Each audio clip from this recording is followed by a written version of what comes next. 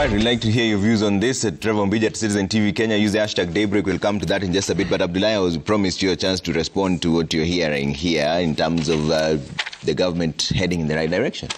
Yes, and before that, Trevor, yes, you started with the question of why this new found support from Kenya Kwanza politicians for the candidature of Raila Odinga. So two things. So one, of course, I agree with all of my colleagues that there is a political gap that is going to happen. They are excited about that political gap because there will be no formidable opposition to President Ruto unless something drastic happens between now and 2027.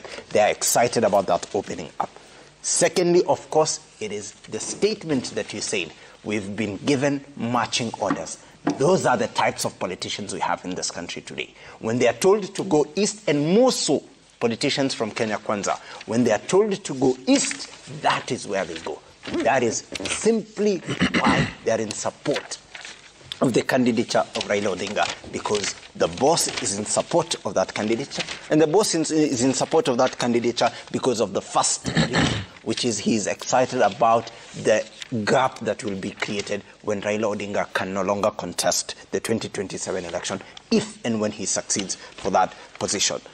My colleague here says that you do not need to be looking to Raila Odinga for opposition always. You have members of parliament. Expect opposition to the government of the day from your members of from your member of parliament.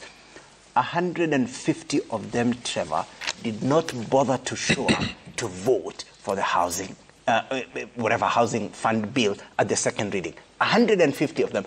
A significant number of those were from Azimio. That is the caliber of members of parliament that we have from both political divides. So this expectation that we have reasonable members of parliament who are interested in the affairs of the public and whatnot is one that is far-fetched. He equally says that people will make their own path. People within the Azimio One Kenya coalition and those without. I would hope that they would come from without, because those within do not need to make a new path. We've known their paths. Take the example of Mr. Kalonzo Musyoka. He's been in the politics of this country for a very long time. What is the path that he has made? The path of watermelon. Someone who cannot keep his word. That is the path. There is nothing significant that will change about how people and how Kenyans view Kalonzo Musyoka between now and 2027. What is the path that his party leader, Gideon Moi, has made? He couldn't even win the Baringo senator position. He lost it in the last election. He is known by every other Kenyan as the kid of the former president, as the spoilt kid of the former president who could not win the senator in his home county. That is the path. There is no other path that they're going to make. What path has the Iron Lady made for herself? She's made the path that she could not win her constituency. She could not deliver her constituency in the last election. What more path do we need from those people? What is this new interesting path that they're going to make between now and 2027? I do not see. He says that there's the possibility that there will be those without. I 100% support that idea. Maybe other people without those top brass of Azimio One Kenya coalition could make a name for themselves between now and 2027. It's a tall order to win an election having made a name for yourself in less than 3.5 years, especially against the current president, William Ruto. On Maliba and the economy and his predicted success of 67% come the 2027 election. He says that we've stabilized the economy, and during the break he argues that we've gone back to the same market which turned us away in 2021, and we've now gotten the funding that we want. And when we ask him, how have you done that, he says three things. So one, he says debt to GDP ratio. I ask him the question, have you increased? Have you lowered? Definitely not lowered, because we've incurred more debt, so our debt to GDP ratio has gone up. Is that a good thing? Some countries have very high GDP to debt ratios. Those are countries which can support that. Has our country shown that it can support that? No. Manufacturing as a percentage of the GDP is going low. Agriculture is suffering. So a lot of the strong things which support a strong economy, manufacturing, agriculture, and all of those things are not doing that well. So his prediction that the economy is doing well because we've secured $1.5 billion at almost 10%. It was 9 point something, almost 10%.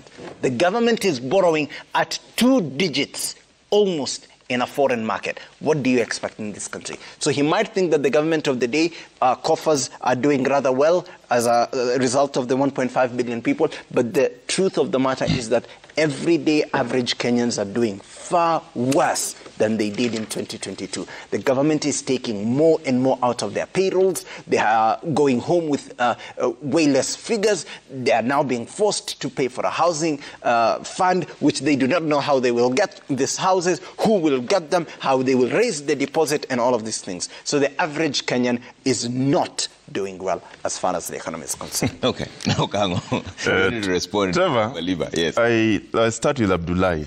Yes. I will forgive him for not knowing. His argument, I find it a bit linear in politics, and maybe you need to take a bit of time and learn. And I'm sure Bashir can coach him. Number two, you cannot, because I'm made to understand he's a law student, and I know Bashir is an advocate, so and you're a lawyer. But why? Which part of his argument do you disagree with? I find, politics is not like a church function. Politics has got its dynamics. When he says that he sees Kalonzo Musyoka in terms of the names he's calling, what I would want to say, I think he does know Kalonzo Musyoka. Is that the perception that people have out here, or is it not? That perception is no longer there. That perception was a propaganda that was used during the previous campaigns. Because it has ended. Okango, the reason I'm asking you this is because there's a veil that politicians sometimes have that is very far-fetched from reality. And that's what I'm saying. What Abdullah is saying is what people are saying out there. The majority of people. And that's why I would want to tell him that perception is not there. In political leadership, the issue of concern to the people is what a politician must address. Has Honorable Kalonzo Musyoka attempted or addressed the issues? Yes. Has he filled the gap? Yes. But when you want to go back to history and use history to, criticize a political leader who has demonstrated in his political formation that he has got the wherewithal to proceed forward, then I think your argument is linear. So you're but that's saying not the issue. Perception was there, but it's no longer there. I am saying that's what your argument. That perception was a propaganda that was used by the people then. Okay. Today, as we speak, I have not seen it. The reason why Azimio won the last election, and I know Maliba will contest that, is because of the contribution of all the membership of Azimio leadership, their contribution from their bases. So we cannot, those are facts. Number two, Maliba says that they will win the 2027 presidential contest by 67%, whether Okango is the chairperson for IEBC or not. Remember, in the last contest, they told us that even if it was our good leader, youth leader, Oburu Odinga, they would still win. They told us that. And when UDA wants to bring a narrative that they are working on, they start by using IEBC chairman and say, even if Azimio was to give us chairman, we still win. But I'm very worried because UDA strategic advisors on communication has come on national TV Citizen and told Kenyans that they are actually going to rig an election in 2027 because election is won by a ballot. People have not. No, come on. People have not voted. How would UDA win an election that has not participated? In my interpretation, are they planning to rig that election? No. You should tell us. Number two, they have said the economy is moving on very well. They are on a takeoff. Let me remind Arnold Maliba and the UDA team that today, because of the Finance Act 2023, we have seen punitive taxes by a reckless and heartless government. We have seen the microeconomics exposing them. We have seen the exchange rate. My colleague here said that. The exchange rate exposing them. They tried playing around with it artificially. It has refused. We have seen the report of Usawa on education. The reason why most of the people are dropping out, pupils and students, is because of lack of school fee. That is one of the reasons that has been given. Why? We have a bursary, we have what, Why are they dropping out? Number 3, we have seen the, the issue of management, corruption, mismanagement of resources, flying and lying. All these issues, you want to tell me that that is an economy that is growing? Look at debt itself. UDA government, in the last 1.5 years, has borrowed close to 2.8 trillion. A government that was campaigning told the people of Kenya that when they get into power, they will never borrow. They have borrowed more than what Uhuru Ruto borrowed at the same period of time. And Maliba want to tell the people of Kenya on a straight face, telling them that we are growing the economy. Look at the cost of living. Today, Mama Mboga, Boda Boda, Mkokoteni are crying. They are saying they were duped. When they go to Kiambu, they are being chased away. They were shut down. When they go to Kirinyaga, they are being shut down. When they go to Ruiru, they are being shut down. These are people that the local Mwananchi has decided that kaende. You come, we chase you. That's somebody going to win the election unless things change. If things don't change, I can tell Arnold Maliba, go and advise your bosses that there will be a one-term government because the microeconomics have exposed them, the exchange rate has exposed them. And lastly, we want to tell the people of Kenya, you are not on your own. You are with leaders that value you. The only thing that the people of Kenya must do, you must work with your leaders that believe in you and you believe in them. That cooperation, that participation of the people is required to fix these issues. He talked of members of parliament that did not vote. I repeat, when we voted for this new constitution, the system of governance provided for members of parliament that can check the executive.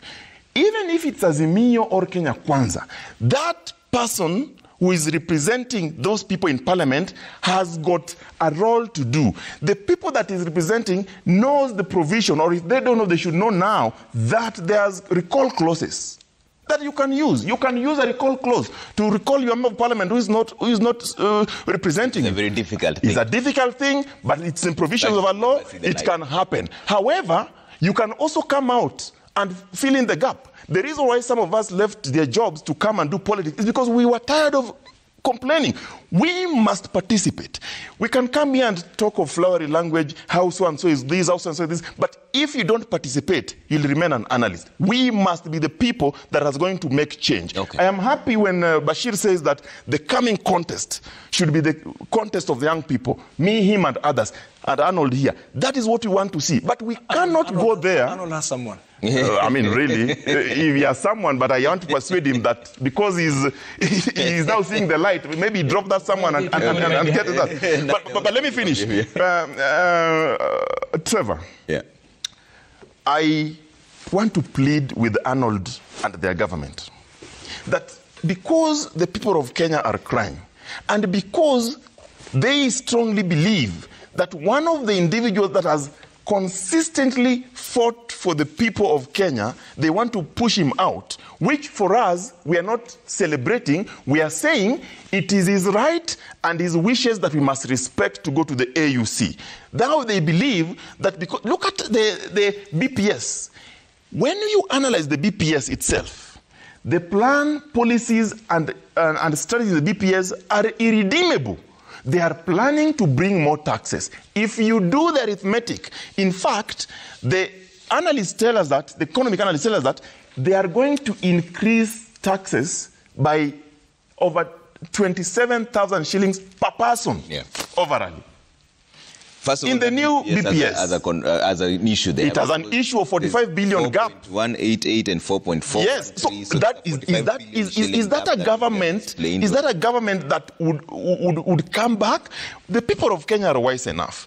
They know where these people have failed. They know the lies. If you look at their promises, 100 days, 1 year after that, nothing has happened. They have failed terribly in their promises. The people of Kenya, Arnold, are not ready to put you back in office if you are not able to respect your promises and pledges. They will vote you out. Allow the government. In many words, Bashir, then the government will allow. I just want to say, in many words,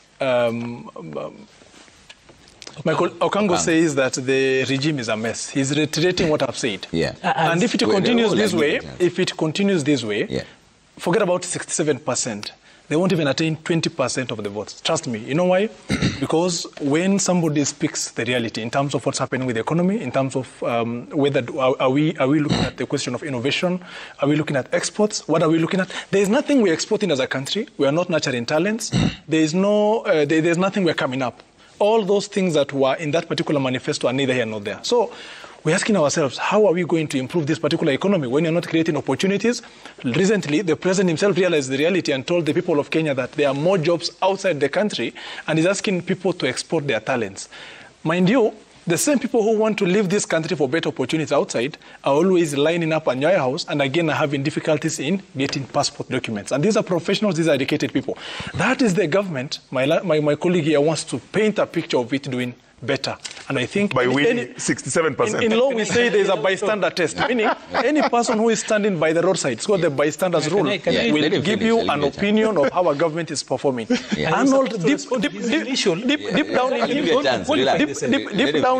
deep down in him, he's my colleague. I've shared many platforms with him. I know him. He believes that the regime is a mess. He knows it. He knows it. But he has to defend his paycheck. I'll speak for myself. You know, at least I have got a voice. I've got the agency to speak for myself. First of all, I'll start from this particular point. I wanted to begin with a response to what he said, a mess, initially when he started. Bashir here is conflating things. What is a mess? Kenya or Kenya Kwanza? And I will tell you that it is Kenya that was in a mess. That is a mess, and that is what Kenya Kwanza is fixing. People who are unblocking sewage do not look good. People who open up trenches, watu wa kufungua mitaro, hawavaagi suti kama hiyo yako Trevor. They are in overalls. They don't look beautiful. We are at work. We are not in the business of looking pretty or attractive. We are fixing the mess that was Kenya. And I'll start at this particular point. Number one, we had a debt. What no one actually wants to say here is that no one, ever since Kenya became a republic, has paid as much debt by percentage in the 16 months. There is no one, because William Ruto has paid up to 25%, as in the national debt fell due, at least 25% of it. No one has actually been in that particular position, because however much we can raise money, the maximum we can raise is about 2.1 trillion shillings.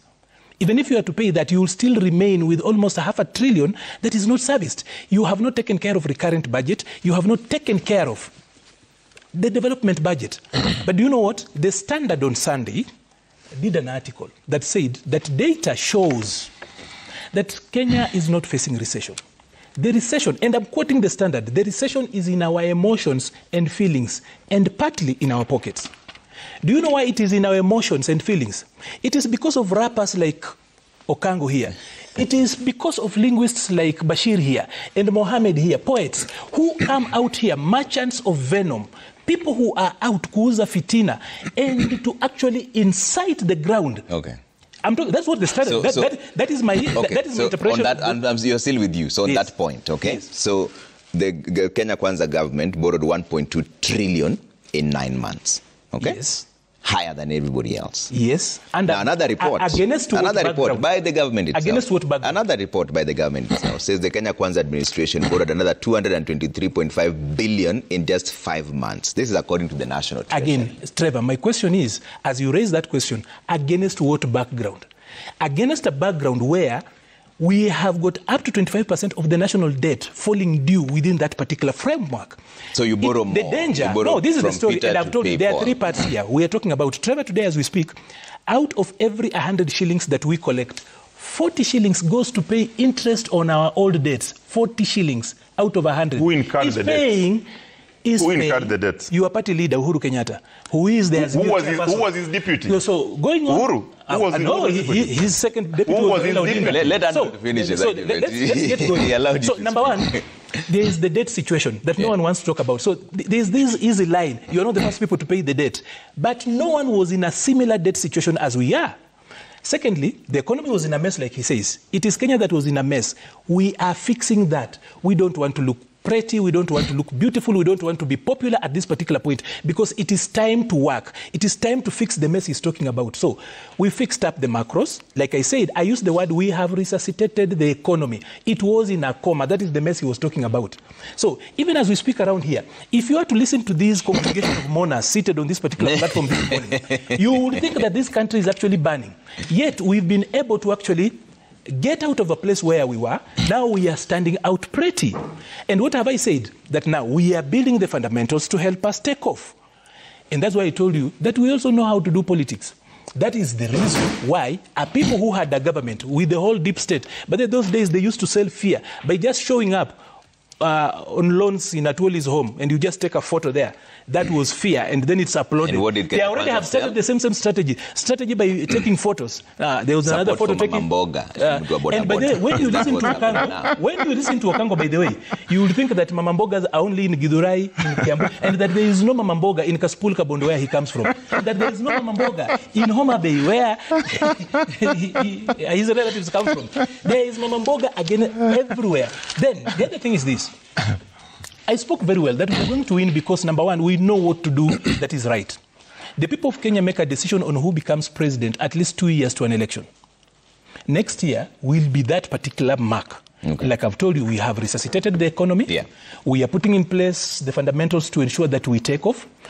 We must also accept that we cannot be a country that simply talks about, and you know, I have heard them talk about that Kenya Kwanza is so happy that Raila is exiting, that there will be no opposition to check the government of the day. Yeah.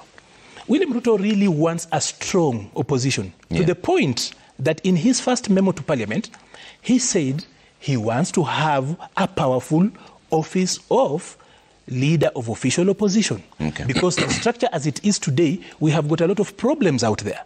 So this is the president himself. This is the president who has told his members of parliament, when he took some measures and the members of parliament said, people are not happy with them, we're talking about people are not, we will look unpopular. The president told them, it is not time to be popular. What is important is for us to first of all fix this. Trevor, when I was growing up... But at what cost, Maliba? Because I want to bring your attention to page 8 of the Standard, and we talked about this earlier on. MPs who voted for Finance Act are now crying foul after Farmers' Wrath. A section of Kenya Kwanza MPs voted for the Finance Act 2023, but are now pleading ignorance for its consequences. Some have urged their constituents not to pay new taxes on horticultural produce. So you say you don't want to look pretty. You actually but at what cost? You have derailed my train of thoughts deliberately, and that is unfair. But moving on swiftly, I need to go back there and say this. Yes. That we are at a point where truly we need to be giving two sides of a story. When you speak about the debt we are taking, against what background? When you talk about the mess, what is the mess? So that we get it clearly. That story about the ETIMS, let me call it ETIMS, the electronic tax invoicing management. I need to say that that is a little clerical problem that will be sorted. It's just a matter of understanding.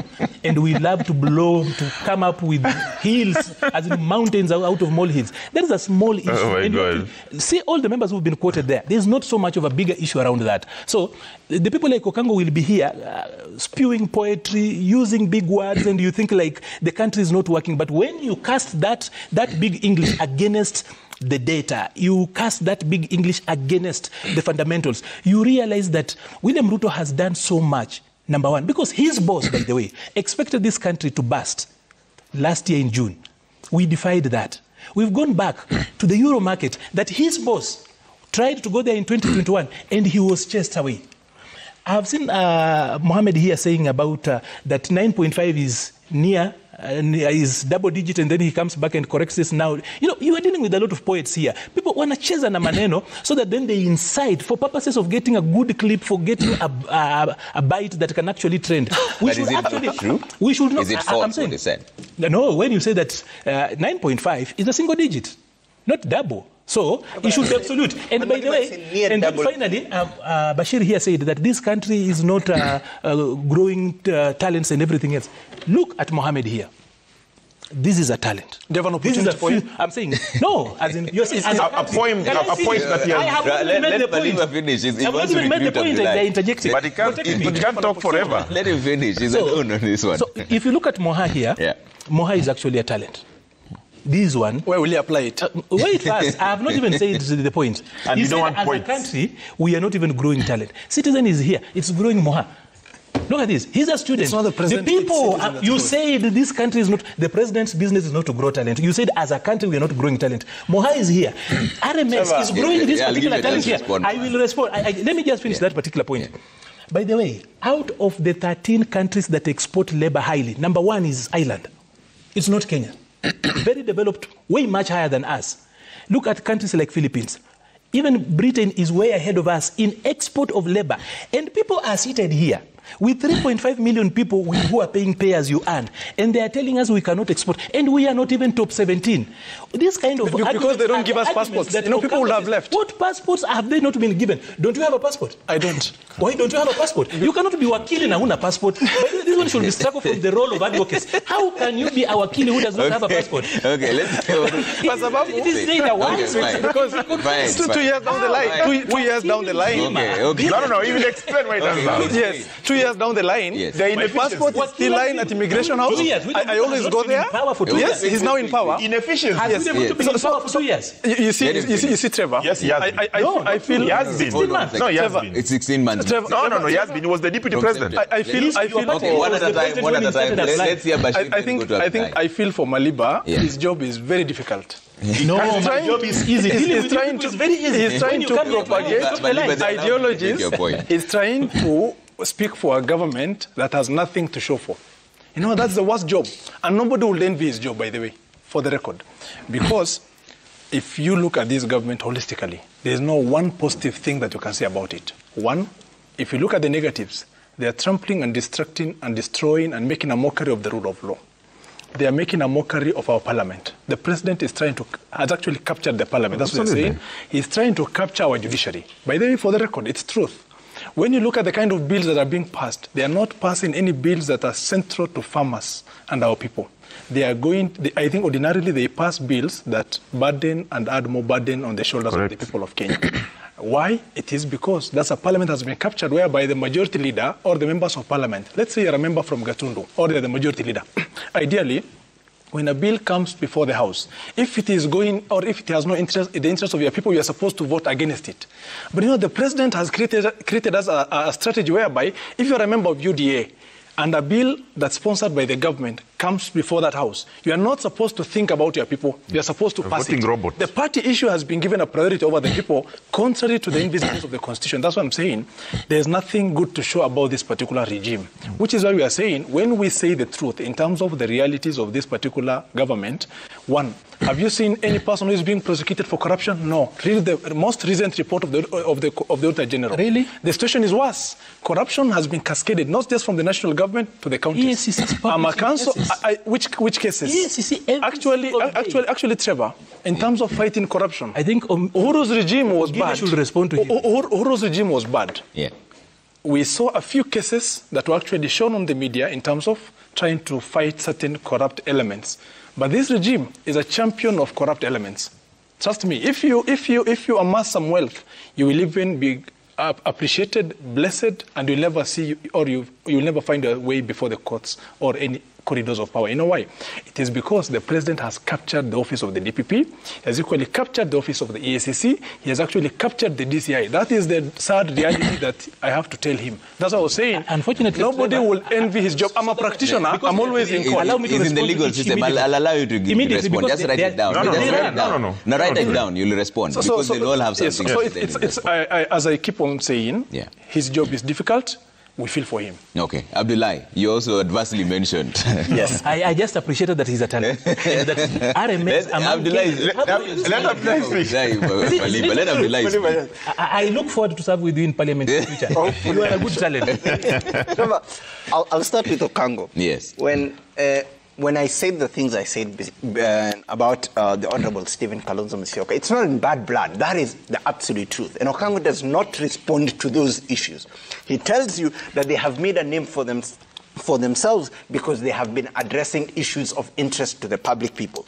Please, Mr. Okango, one issue that the Honorable Stephen Kalonzo Musyoka is known for advancing the public interest issue and having fought against the excesses of any regime, this regime, the past regime, hardly anything of significance comparatively to the Honorable Raila Odinga. He's made a name around himself as fighting for those things. And Madiba, of course, gives you this history of him fighting since the 80s and whatnot. However, these other people are not known for anything of the sort. The only person who comes close to fighting in the interest of the public is the Iron Lady. However, the Iron Lady also has a huge political deficiency. It is not just being good and fighting about the public interest. You must win an election. That is just the reality. Can she win an election? No, she cannot. It's just the reality. If there is anything different to what I have said, he could point out the numbers. He wouldn't be able because they are not such numbers. So, and on Madiba says that I have said the interest rate is near 2 digits. But that is the truth. One, yes, it is not 2 digits. It's 9.5%. 9.5% is nothing to brag about. The other Eurobond was at about 6-7%. Today we're at 9%. No government brags at borrowing at interest rates of 9%. It is just not the reality. Countries borrow at point-something%. The most maybe 2-3%. But I'll agree with him on one thing, that the country was in a mess. Did Mr. Ruto inherit a country that was in a mess? I would 100% agree with that. I cannot sit here any day and justify what happened under the Uhuru administration. He left this country with more debt. He left this country with the rule of law failing. He left this country with high level of corruption. All of those said, however, they took the job and they campaigned. So we will keep them in check against what he told Kenyans. He said, and stood on top of, during his campaign rallies, and asked the people, hatutaongeza ushuru, munataka tutengeneze uchumi ama tutengeneze vio vipya. All of these things, hatutaongeza ushuru. Ushuru imeongezwa ama haijaongezwa? Ushuru imeongezwa. It is every day it is more and more reaching, the government reaching for more and more cents in our pockets. That is the reality. And all of those other things. However, I will also agree with him on one thing, that tough decisions need to have been made. Have those tough decisions been made? Yes, but tough decisions which are not guided by... You could make tough decisions with an interest of the people at heart. It is the same parties who are coming out to say that we were not aware of the contents of this finance bill. Why? As Bashir tells you, he's captured his own party. He stands in front of them and he says, go back to parliament and mpitishe hiyo kitu. And it's literally that. So if you cannot hear opposition from within your party to tell you that we think this and this is not ideal for the people, and he lacks those people, then we think that every tough decision will be 10 times tougher to the people, because there is no that consideration that how will this be received by the people, what will the immediate and long-term impacts be on the economy of the people, on farmers, on students, and all of those things. He's a good talent, but he's just lacking a passport. Maybe you could assist him. He's really... But you just let this passport thing. One more thing. Yes. I equally support Maliba and the government of the day on one thing. I don't think there's a lot of opposition to the export of labor. Of course, we could ask the question of what sort of labor are we exporting? We can only export the labor that we have. India exports high-tech talent and all of that because that's the labor they have. We will export whatever labor that we have that is required in the global market. Of course, but there are other glaring questions. How do you export those things? People do not have passports. And he tells you we've sorted the issue. Kithure Kindiki camped at Nyayo House. A few days ago, comes out again and apologizes to the state and to the public and says that we've tried some avenues. They are not working. There's a lot of capture within Nyayo House, and we will continue to correct it. That is the statement of the internal security minister. Okay, Okano. Trevor, Then we let the government speak. There's a lot of admission from the government. And I agree with what Abdullah is saying. Yeah. They have always admitted that they cannot. The president, Honorable William Ruto, himself, when they were doing performance evaluation or performance contracting, signing, admitted that he knows more than his CSS and PSS. That is a pointing cup of unsuitable and incompetent executive. Number two, Arnold has called Azia poets. I want to remind Arnold of a good poet called David Carradine. He said, if you can't beat the poet, then be the poem. Today we have made Arnold the poem. We are going to recite you constructively. Be ready. Now, I look at all these things and I feel very bad for my country. When you get into office and you have a manifesto, Arnold and team have called it bottom-up economic transformation. For sure, this country is on a race to the bottom. Everything is going down at an alarming rate. He has said that Abdullah or Bashir does not have a passport and is an advocate, but he is forgetting it's because of inefficiencies, incompetency of the regime or the agents of the regime at that department that has made Bashir not to get a passport for 2 years. He has said that William Ruto was not a president, was not in leadership 2 years ago, while William Ruto was the deputy president. He was the principal assistant to the president. I'm not saying himself he failed, but I'm saying the team that they were leading failed them. And therefore, when he inherits a messed up economy, he says that is it Kenya that is messed up or Kenya Kwanza?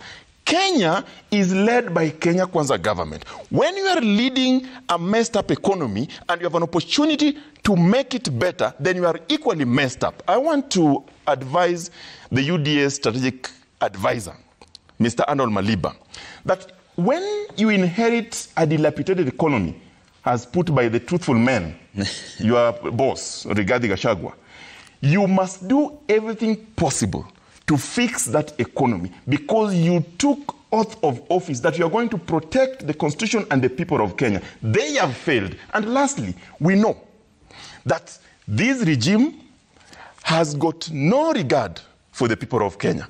And that is why the members of parliament who passed the punitive laws can come back and say they didn't know that in that law there were issues that will affect their people.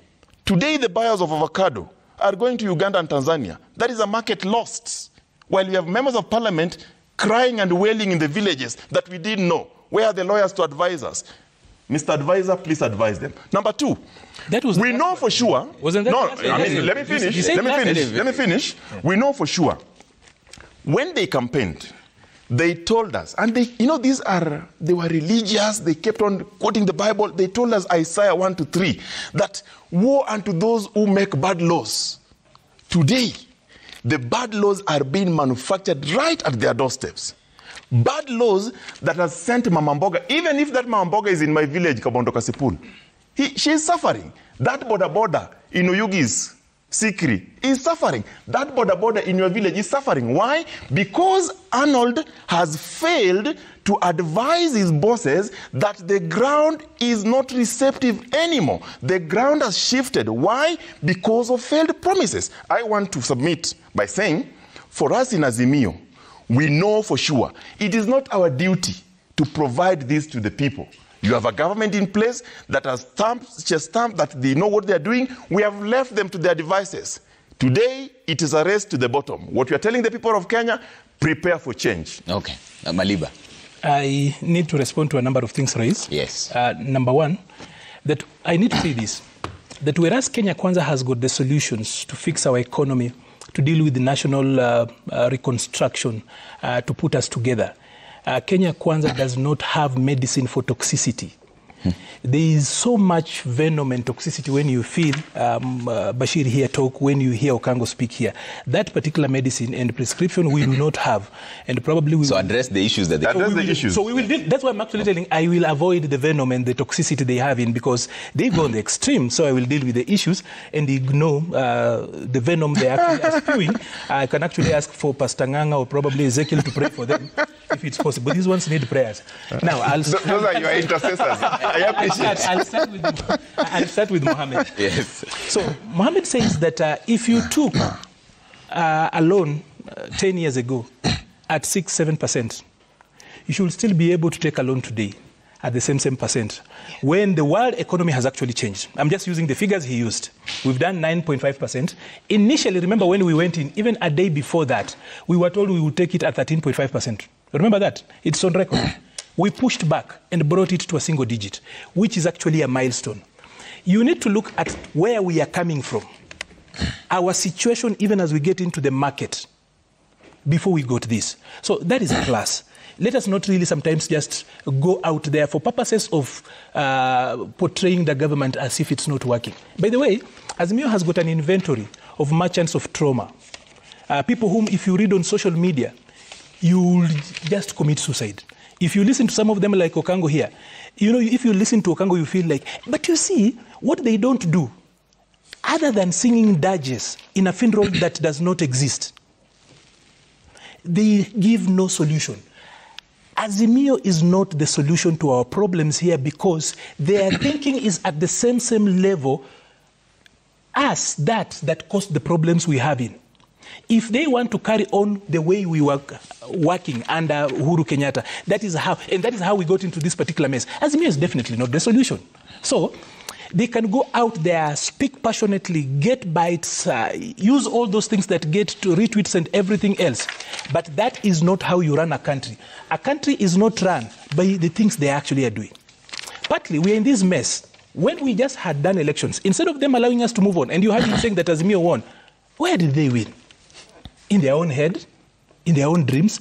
You cannot be... Let's not go there. And I just hope... You know the truth. There's nothing like the truth. You know, your truth cannot be... We have got the only simple truth that IBC declares the victor. There are no alternative facts. There are no alternative facts. Okay. So however much he wants to do that, and by then, when I said that Okango can actually become the chairperson of IBC and we will still win, they even had Cherera 4. As in, those Cherera 4 were Okango times 4. As in 1, 2, 3, 4 of Okangos. And we still won. So even with him, it will not change. So that is the fact. Now, Bashir here said that he feels sorry for me, for the work I do and everything else. You know, prophets of old were not very popular. People confuse the message with the messenger.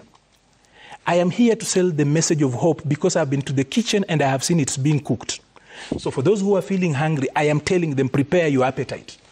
I cannot come here and deal with the people whose only business is actually to sell despair, whose only business is to pass on trauma to the rest of the country. That is not how you run a country. So I have been in the kitchen and I am telling you, and by the way, you can actually realize, number one, we have resuscitated the economy. Number two, we are managing politics, including managing Kina Okango. That is why all of us... Confession again. Confession. Yeah, as in we are in politics. We manage our opponents.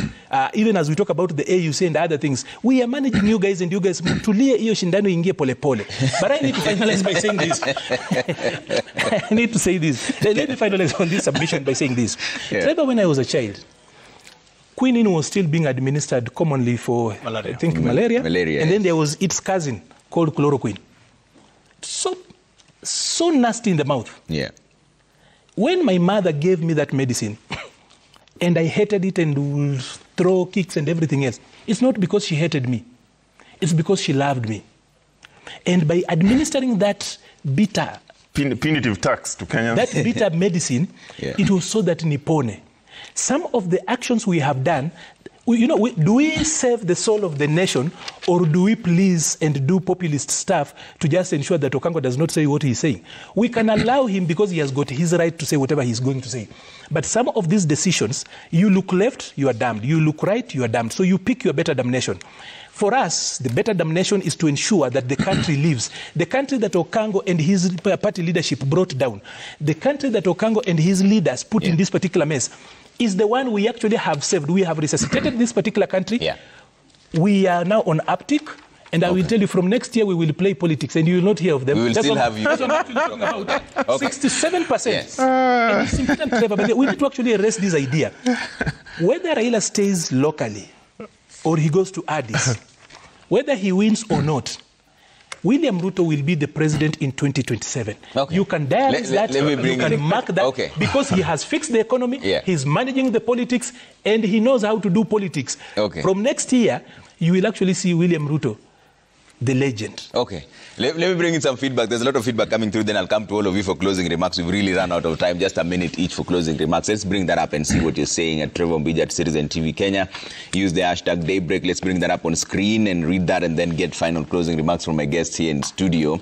And you don't leave a name, but you say, Kalonzo Moi and team is a smaller version of the 2021 OCA. Majority will join Kenya Kwanza and some will lose with Kalonzo. Raila's AU bid means expensive, affordable housing for 10 years. Those who hide behind Honorable Rao are now exposed. Okay? Sir Nixon says, what word can be used for a nation who is consistently fooled, recurrently deceived by the crafty politicians who even lie for a living? But I thank God for remaining demonstrations for the next 5 years. Okay.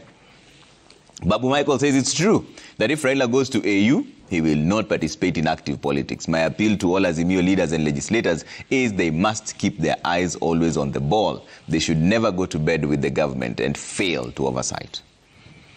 J.M. Musoma says, kindly ask your panelists to comment on Raila's qualifications and the bare minimums for the AU job. Does he need a master's degree in law, diplomacy, international relations, or social sciences? Does a civil engineer like Rao fit the bill? Amanachezwa.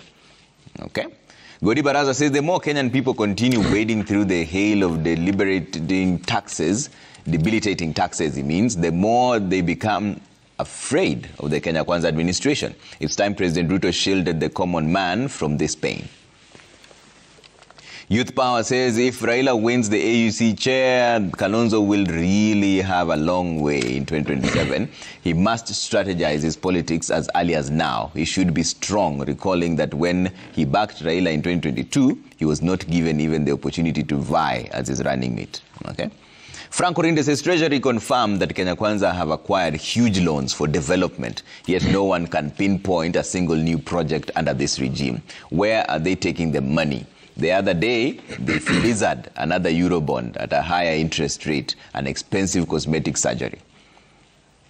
Gadua says it's amusing how the uncertainty in Azimio succession is exciting Kenya Kwanza. It will be a disaster in disguise. However, disregard the notion that 2027 could bring us a redeemer, since we only attract the worst characters in political leadership. Okay? Abdullahi, closing remarks. 1 minute. Trevor, I think Maliba has given us a lot of tags. And probably that is what the current regime is very good at this populist tax of branding one team against the other. And it was successful for them in the 2027 election with this tag of Hustler versus Dynasty. However, the issues remain the same. Whether Ruto will win the 2027 election or not is yet to be determined. Of course, he's very confident with a 67% victory. However, he says he will win because we've managed the politics. And secondly, he will win because we've worked on the economy. One, I will say, yes, he's managed the politics and he's probably good at it. Kudos to him. However, has he managed the economy? I wish to disagree with Maliba in its entirety. The economy is the people. I need to have more disposable income to go and spend it in the markets and all of these things. Manufacturing is the economy. Agriculture is the economy. Levels of employment or unemployment is the economy. All of those are not improving. All of those are at a far worse off position than they were in 2022. So if the economy continues like it is today, managing politics will only not work in 2027. It will be a huge failure on their part. The economy he needs, or at least it needs to work before the 2027 election. In its entirety, I think that we are hopeful. We don't sit here and look forward to the day when the country will collapse. We are sons and daughters of this country. We want this country to work. We're going to school because we're going to join this economy. We want to practice in this country. And so many other people. We are happy. Why do people recall the good days of Kibaki's economy? Because so many people were able to join the middle class. We want the economy to work. We want the country to work. So this idea that we sit here spewing venom and whatnot and we only want the country to fail is one that is not true in its entirety. I repeat it again. If Ruto succeeds, the country succeeds. Politically, of course, other people might fail. We are good with it for the better majority of 55 million Kenyans. Okay. For today, the economy and the country are not working for the common Kenyan. Bashir. I think what I'll say on my part is that prior to the election, the president and his deputy came to the people of Kenya. They sold their manifesto. As at that point, they could clearly see the mess that Jubilee had in this particular country. So in other words, they have actually campaigned on a platform of telling us that they're going to address those particular problems. I think it will not be fair going forward to keep on telling us that we're in this particular mess because there was a former mess that was created by the former regime. That particular narrative should change, and we should not be talking about that. Now you have the mantle. You have found yourself in this particular docket and sit knowing that this is the situation. When he was campaigning, he told us, I have so many solutions to these particular problems. That's firstly. Secondly, the other issue is that when you look at the opposition, what the ruling regime has to understand is that the opposition has no role in assisting you in the day-to-day affairs of this country. It's up to you. Actually, the opposition should do better and should make sure that they should show the people of Kenya critically in terms of how this particular regime is misperforming. That many a times you will see people who are part of the ruling government who keep on telling us that Azimio is not giving us solutions. They should not be given solutions. It is their problem. It is their time. Thirdly, before I let it go, I wish to congratulate the Law Society of Kenya for the new council. We have a new president, and we normally see it as a guardian of the rule of law and administration of justice in this country. And I look forward to having a Law Society of Kenya that this time round is going to address all the problems the Jubilee government has been, the Kenya Kwanza government is causing to the people of Kenya. Okay. So for us as a council, we are really happy to be appreciating this leadership. We have the 51st president of the Law Society of Kenya being a female, that is Faith Moni, my former lecturer. So we have shown the people of Kenya that elections can be done in a peaceful manner and in an organized manner. And finally, it is not fair for a strategic communications advisor to a ruling regime to sit on a national television and tell the people of Kenya that we are going to win by 67%. Absolutely. And that Ruto will be the president come 2027. No, that's a very wrong comment. That is not good, because when you look at the law, there's a reason as to why the law has given us 5 years. It gives the people of Kenya an opportunity to audit President Ruto and his team. So don't tell the people it is done. No, it is not done. Okay. Unless you have some ill plans. Okay. All right. Okango, closing remarks. We will not make it, so I was telling Okango. Okay. I think we all agree, even on this panel, that Kenya Kwanza government is irredeemable. The reports show the control of budget every 4 months, dear people of Kenya, gives what is called budget implementation report. If you read that report, it shows mismanagement and wastages. The Auditor General every 6 months audits the government entities. She has given a report. That report again shows corruption, mismanagement, and all forms of things that you don't need to see. But I want to ask the people of Kenya, for us in Azimio, it is not in our interest to make this country go down. We are also Kenyans. The reason why we must come out and speak the truth and the only truth is because we want the best for our people and their people. We want to see a growing economy. We don't want to see what Arnold says here to be growing while it is going down. We want to see a debt that is sustainable. We don't want to see where the government borrows excessively and does nothing with it. We are asking Arnold and team, because we also love you. We don't hate you. You are our brothers, but we have to tell you the truth. And as I said, even if you call us poets, you call us linguists, you call us whatever, rappers, but we are saying we want to tell you, when you cannot beat a poet in an argument, then you better be a poem, because the poet will recite you. This morning, we have recited Arnold Maliba and the team, and we have told them in our recitation that this government has failed. We want them to succeed. The only way to succeed, they must live to the promises that they gave the people.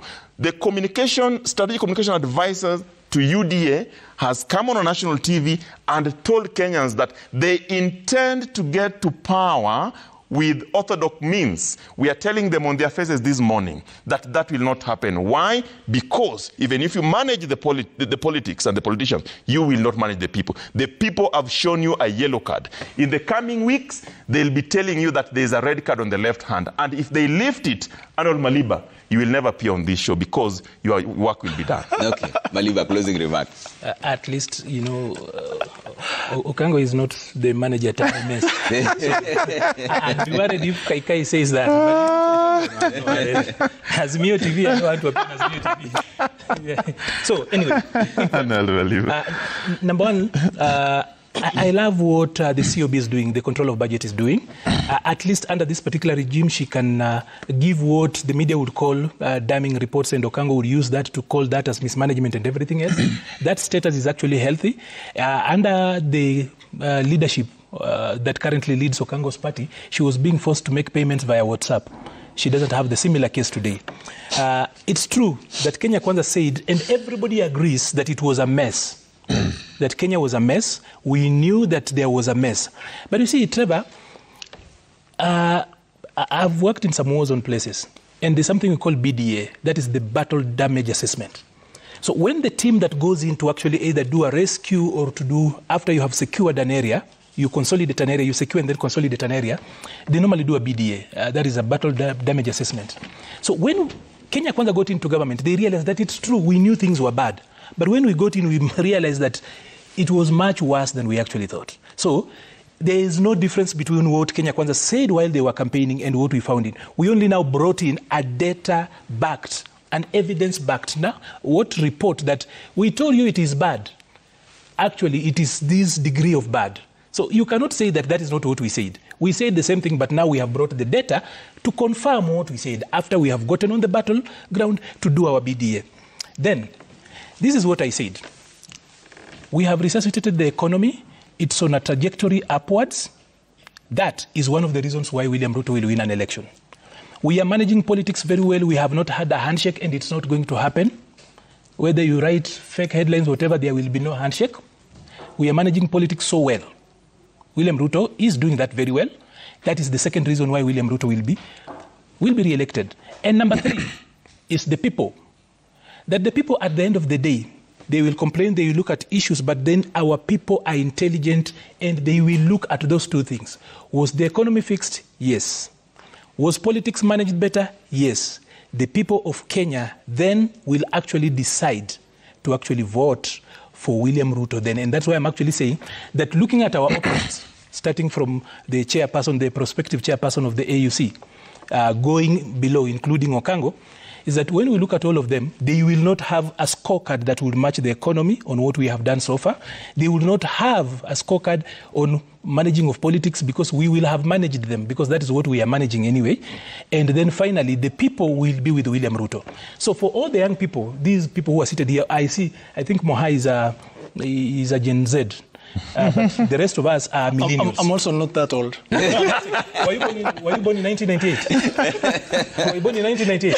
So, let me finish. I was doing my final submission. Yes. I'm just saying, for everybody out there, including myself, let us prepare for 2032. Because 2027 is taken. In simple words, today, my colleague, the strategic communications advisor, says that William Ruto may be the president for the second term, for only, and I think they only have one justification to the people of Kenya, that they have managed the politics, economy, and that they have sent Honorable Raila Odinga to Africa Union chairmanship. That's all. Yeah. They have nothing else to show for it. He needs to clear his ears. I said three things. Ruto will become president for 3 things. But he repeated that. Thing one, now we're setting our own conversation. Let Arnold get advocate here. Yes. A passport. Please, Mr. Advisor. We are pleading. Get Bashir a passport. All right, call Kindiki and just report to... Yeah. And by the way, it's treasonous for our Wakili not to have a passport.